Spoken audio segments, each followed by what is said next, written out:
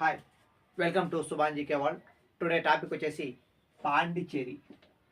పాండిచ్చేరి అనేది ఈ రోజులో ఒక యూనియన్ టెరిటోరియల్ అమ్మా. ఓకే, సో కేంద్రపాలిత ప్రాంతం. ఇది ఫ్రెంచ్ వారి యొక్క ప్రధాన వర్తక స్థావరం. ఏంటంటే మనకు పాండిచ్చేరి. అయితే పాండిచ్చేరి అనగా అర్థము 4 ప్రాంతాలు. ఏవేవి? ఒకటి కరైకల్ తమిళనాడు, 2 యానాం ఆంధ్రప్రదేశ్, 3 మహే కేరళ, 4 పాండిచ్చేరి. ఓకే, సో అయితే చూడమ్మా, ఈ 4 ప్రాంతాలు. ప్రాచీన నామం వచ్చేసి, దీని యొక్క ప్రాచీనామం ఇది వాలిగొండాపురం.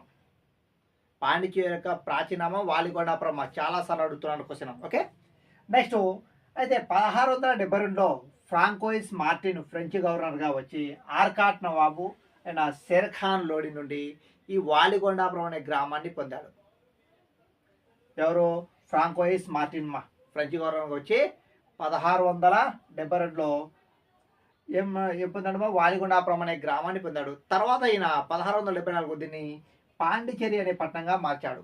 1674లో పాండిచ్చేరి అనే పట్టణంగా మార్చాడు. ఓకే, పాండిచ్చేరి అనేది మనకు కంపల్సరీ అడుగుతున్నాను. వీటి మీద క్వశ్చన్స్ ఉన్నాయి, previous questions. Okay, thank you, all the best.